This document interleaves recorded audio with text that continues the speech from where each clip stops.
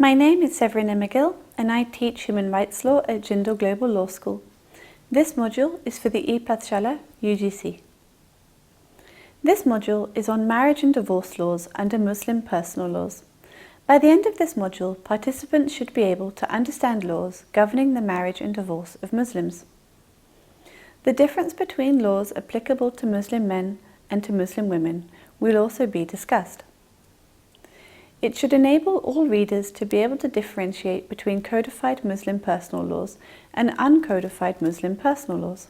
In the early years of British rule in India, there was a policy of non-interference in religion, and thus with the laws of Muslims. A manifestation of such non-interference is the Hastings Plan of 1772 and Articles 23 of the Regulation 2 of 1772 that established a hierarchy of civil and criminal courts that applied the laws of the Quran to Muslims. In all suits regarding inheritance, marriage, caste, and other religious usages or institutions, the Hastings Plan provided for Maulvis or Muslim priests to help and advise the courts on matters of Muslim personal laws. Muslims, therefore, continued to follow their uncodified personal laws that governed marriage and divorce. Towards the end of the colonial era in the 1930s, the ulema demanded for the passing of a law that codified Muslim personal laws and the Sharia and made it applicable to all Muslims. The prime reason for this demand was to replace the application of customary practices which were often given priority to by colonial courts with the application of a Muslim personal law or Sharia. Thus, the British enacted the Muslim Personal Law and Shariat Application Act of 1937 so that Muslims could be governed by only Muslim personal laws and not by customary practices that may have been prevalent in regions across the country. In 1939, there was another demand by the ulema, as the ulema was troubled by the practice of women being allowed to dissolve marriage only on the grounds of apostasy. It was in this context that the Dissolution of Muslim Marriages Act of 1939 was enacted. It laid down a list of reasonable grounds for women to demand divorce and seek dissolution of their marriages. Post-partition and the independence of India in 1947, Hindu personal laws were modified and codified in the 1950s through the Hindu Code Bills. Muslim personal laws, however, were left untouched. This was largely due to sensitivities around Islam being a minority religion. As a result, Muslim personal laws, as they stand today, are piecemeal and disjointed, unlike the comprehensive codification of Hindu personal laws. Even after independence, when courts have tried to interpret Muslim personal laws, be it in the landmark Shah Bano case or the recent Triple Talaq case, the acts of courts has often been seen as an intrusion by some members of the Muslim community into their personal laws and practices, and often pressure has been created on the legislature to enact laws overriding the interpretation by courts. In the famous Shah Bano case, the Supreme Court of India ruled in favour of a 65-year-old Muslim woman who had been divorced after 45 years of marriage by her husband. It held that the woman was entitled to maintenance beyond the period of iddat, which is 3 months after divorce. The Supreme Court chose to base its ruling not on uncodified Muslim personal laws that did not require a husband to pay maintenance beyond the iddat period, but on Section 125 of the Code of Criminal Procedure, herein CRPC.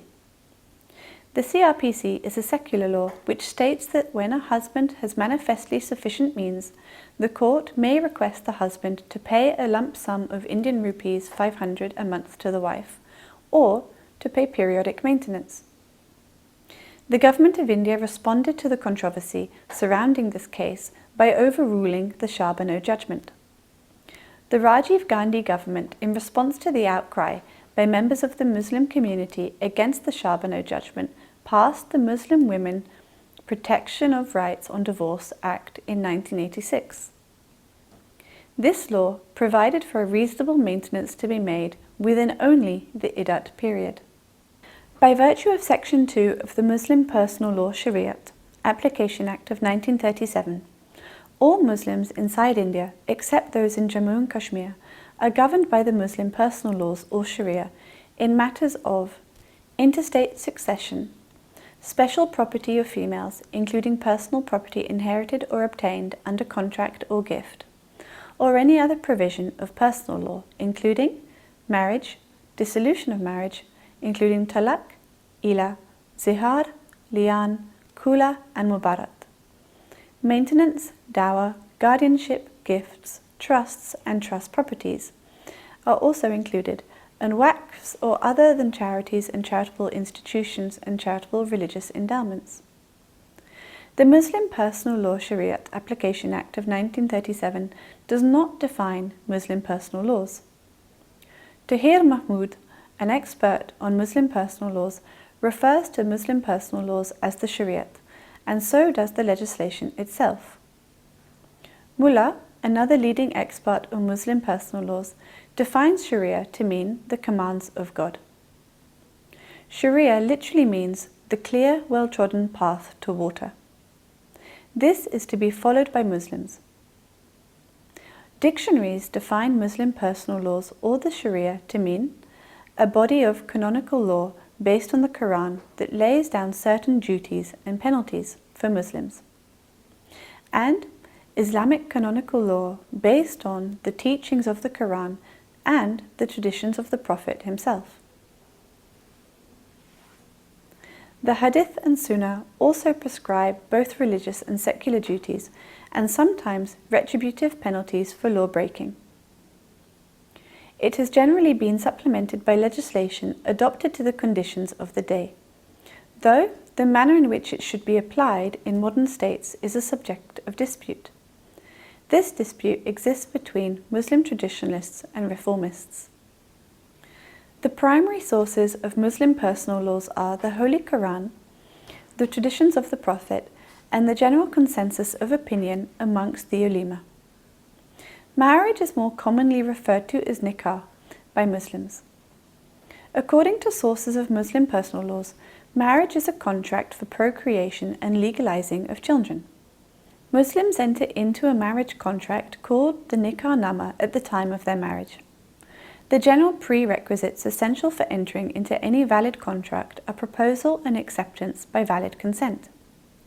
These are essential for entering into a valid nikah nama. The prospective husband and wife are free to add covenants to the nikah nama, provided that such covenants are in consonance with Muslim personal laws and traditions. Any covenants added to the nikah nama should also be consistent with the teachings of the Holy Quran and the sayings and doings of the Prophet. It is important to note that marriages of Muslims are not governed by any codified legislation, but purely by the nikah nama and the principles of Muslim personal laws. Certain rights arise out of marriage. The wife becomes entitled to maintenance by her husband. Rights of inheritance are established, and the husband and wife can legally consummate. Under uncodified Muslim personal laws, divorce is of primarily three types. Talaq compromises modes of divorce at the insistence of the husband. Talaq itself is of three types. These are talaq-i-asan, talaq-i-hasan, both of which are approved by the Quran and Hadith, and the third type, which is talaq-i-bidat, which is argued by certain scholars and advocates as triple talaq, that it is neither recognized under the Quran nor the Hadith. Kula is divorce at the insistence of the wife. Mubarat, which is divorce by mutual consent, is also recognized. Talaq-i-asan is a single pronouncement of talaq by the husband, followed by a period of abstinence for the iddat period. The iddat period is equivalent to 3 months, i.e., 3 menstrual cycles of a woman. If a woman is not menstruating at the time, the period is 3 lunar months. If there is resumption of cohabitation or intimacy within this period, the divorce is revoked. If there is no resumption, then the divorce becomes final on expiry of the iddat or 3-month period. Talaq-i-hasan arises if, after the first pronouncement as above, there is resumption of cohabitation within that month or revocation. The first talaq is thereby revoked. Yet, After such intimacy, if during the second month there has been no intimacy, the husband may again pronounce another talaq. For the divorce to attain finality, this is not sufficient. A further month has to pass and a third talaq has to be pronounced, whether or after the period of iddat has been completed.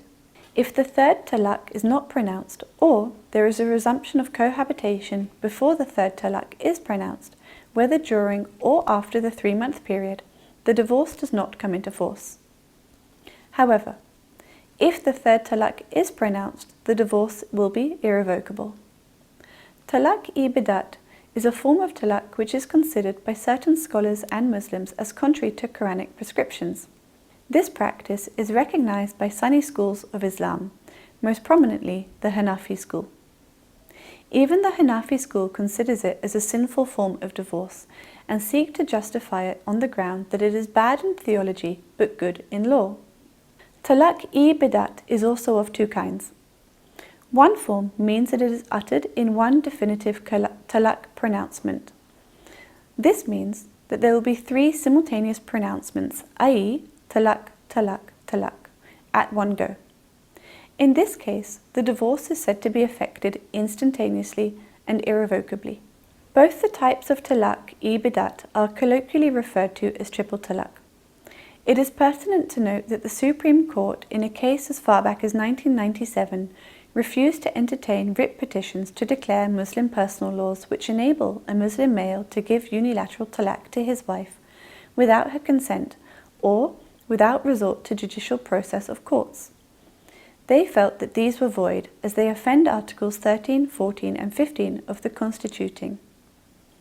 The court has stated that in such cases, talaq involves issues of state policy with which the court will not ordinarily have any concern.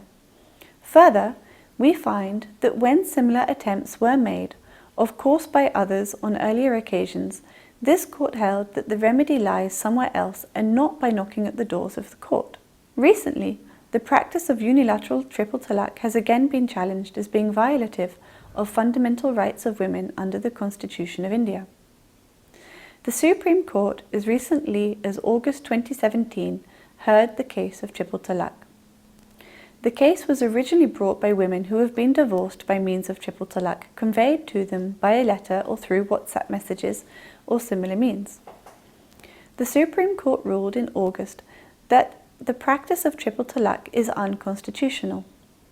The court held that such a practice violates the right to equality of Muslim women as it vests in Muslim men a unilateral right to divorce. Khula has 3 primary elements. It is an offer of divorce from the Muslim wife to her husband. Such an offer is usually accompanied by some form of consideration. Often the wife gives the dower given to her or promised to her at the time of marriage back, and the offer has to be accepted by her husband. Without this, the divorce will not be seen as complete. Mubarat, which is divorce by mutual consent of the husband and wife, is a more progressive and liberal form of divorce. Both husband and wife have equal say in the process of divorce. The offer of divorce can be made by the wife or by the husband.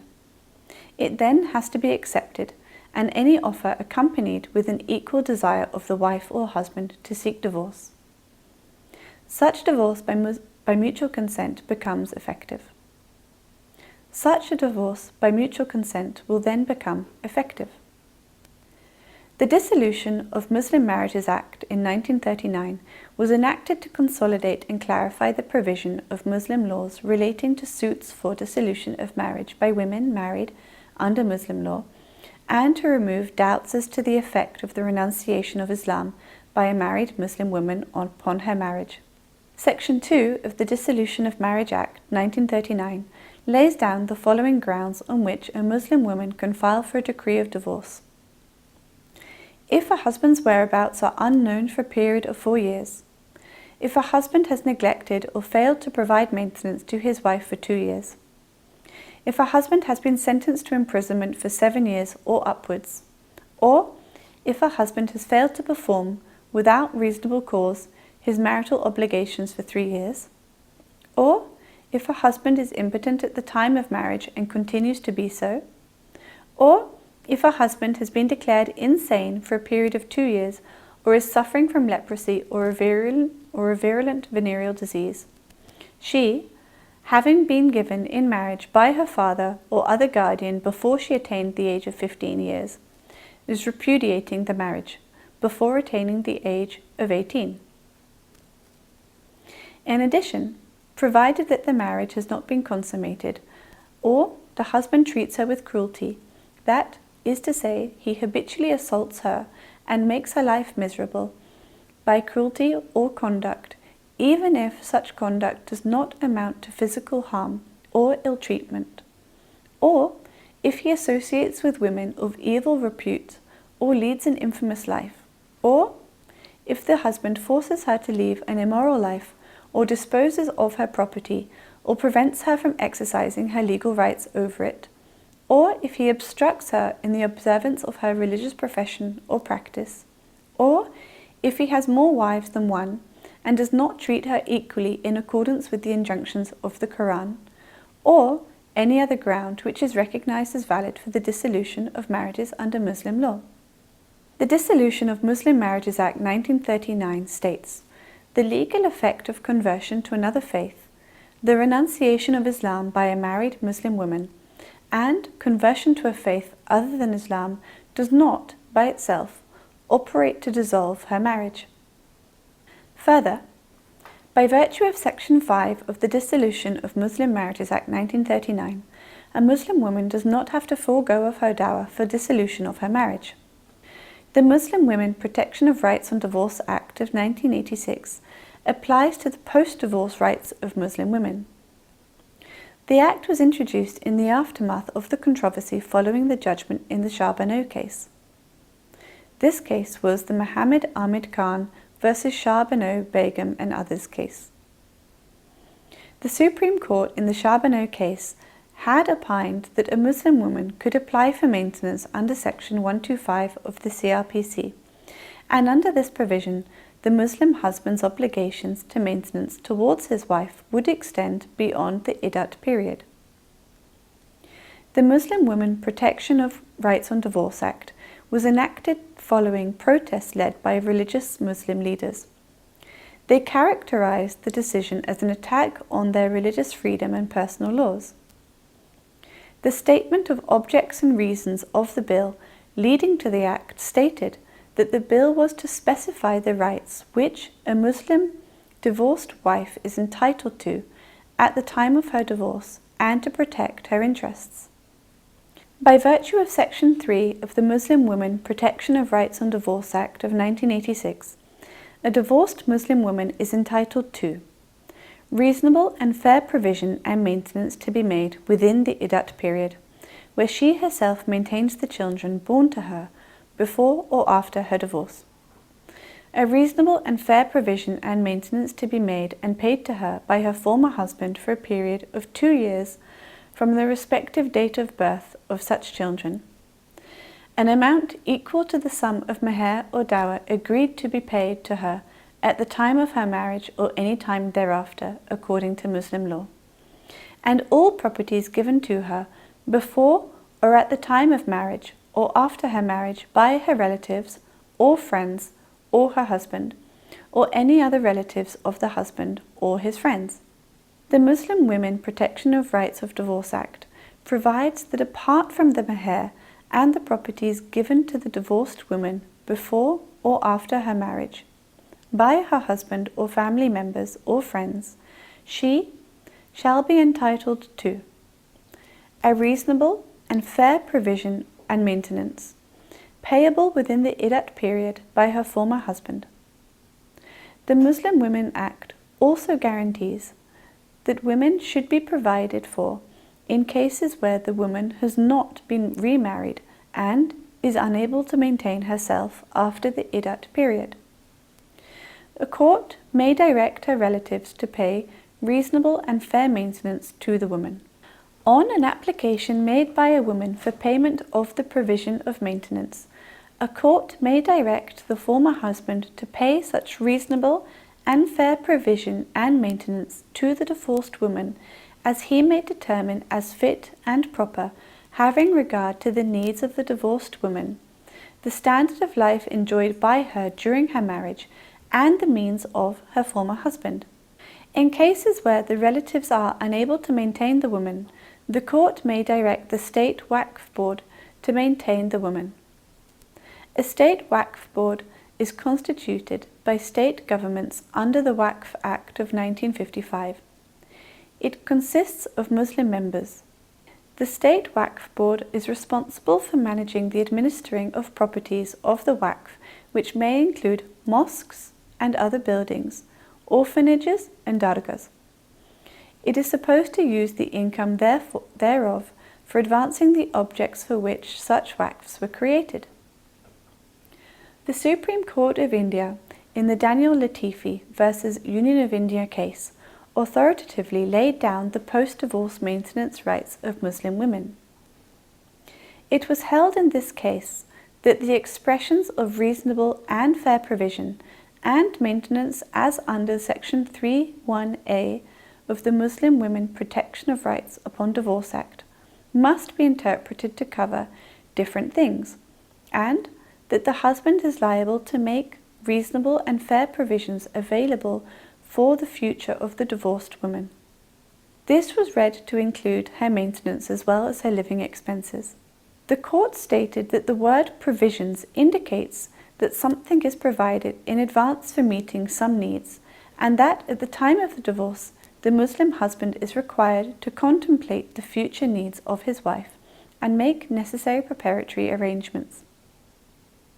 These arrangements must be made in advance for meeting those needs. The court thus reasoned that a Muslim's liability to pay maintenance is not confined to the iddat period. A reasonable and fair provision extending beyond the iddat period must be made by the husband within the iddat period in terms of Section 3(1). Comparing Section 3 of the Muslim Women Protection of Rights and Divorce Act to the secular law provision of Section 125 under the CRPC, we see that the purpose of Section 125 is to prevent vagrancy and destitution. The court held that the purpose and object of Section 125 is fulfilled by the provisions of the Muslim Women Protection of Rights upon Divorce Act. The court was of the opinion that the Muslim Women's Protection Act guarantees to women significant financial safeguards. It held that the 1986 Act codifies what was stated in the Charbonneau case. The interpretation, therefore, of this legislation by the Supreme Court of India ruled that the Muslim Women Protection Act is constitutional and does not violate a woman's fundamental rights of financial security and maintenance. Thus, as the law stands today, a Muslim husband's liability to provide reasonable and fair provisions and maintenance to his divorced wife does extend beyond the iddat period, and he must realize his obligation within this period as well. It is pertinent to note, at the first date of hearing of the application for maintenance before a court, a Muslim couple can opt to be governed by the secular law of maintenance via Section 125 of the CRPC. We can therefore see that from a policy of non-interference in religion and Muslim personal laws, there has been a change in attitude, and legislation such as the application of Muslim personal law from 1937, the dissolution of a Muslim Marriage Act in 1939, and the Muslim Women Protection of Rights on Divorce Act from 1986 were enacted based on demands from the Muslim community. Alongside the legislature, the Supreme Court of India in the Triple Talaq case of August 2017 has also taken an active role by adjudicating on the constitutional validity of the practice of Triple Talaq. And it has decided that the setting aside of such a practice must be made based on the demands of Muslim women. We therefore see that in recent years, both the government and the judiciary have taken an increased involvement within Muslim personal laws in the interests of trying to guarantee women their human rights, whilst also trying to appease members of the Muslim community. The August 2017 Supreme Court decision has ruled that the legislature must make personal law amendments to Muslim personal law based on the fact that triple talaq is now deemed unconstitutional. It is now for the government to ensure that women's rights remain central within the focus of Muslim personal law, and to ensure that personal practices can continue to happen, but within the safeguards of constitutional provisions. This marks the end of this module. Thank you.